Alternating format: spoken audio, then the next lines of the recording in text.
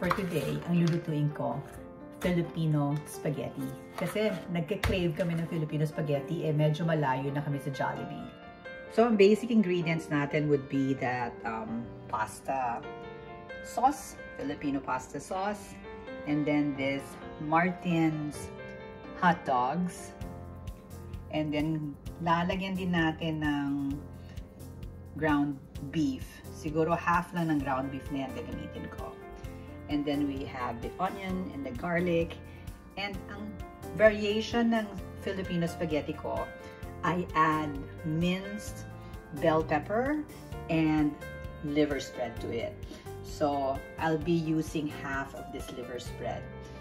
Natutunan ko to sa kapatid ko, and it really takes away the sweetness of the Filipino spaghetti sauce. Yung onions.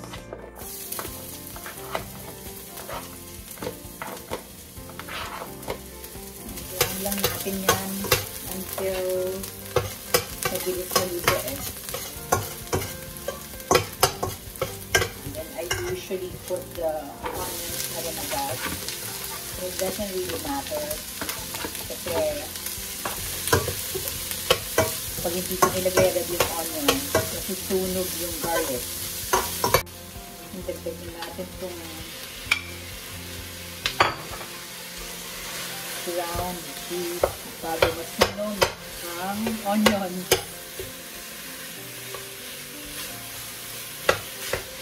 Nag-change na yung color ng ground beef. Dadagdag na natin yung pasta sauce.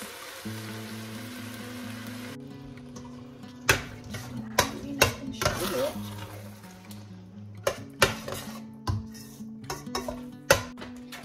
Tapos dinagdagan ko ng mga 1/4 cup of water to para makuha niya lahat yung ano niya, para hindi masayang.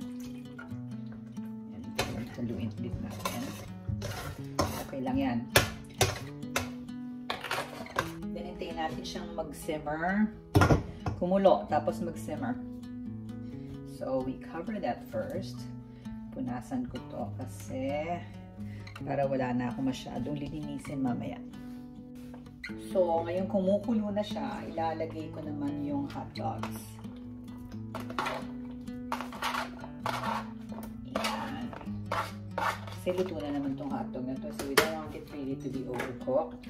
Gusto natin medyo chewy pa rin siya pag kinain natin. Okay, so at this point, medyo hininaan ko na yung heat dahil baka masunog. Now, I'm gonna add the bell pepper. Sayang. Haluin natin siya ulit.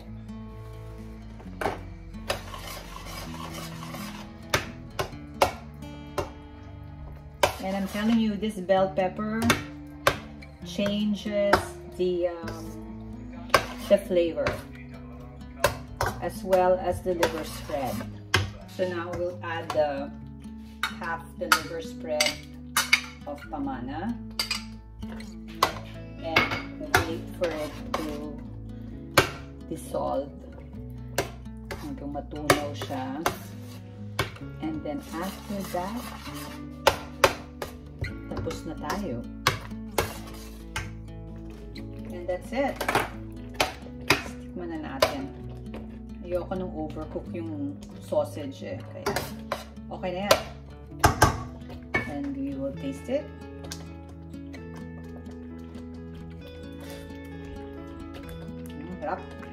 So, notice, hindi ko siya tinimplahan. Ginamit ko lang yung pasta sauce.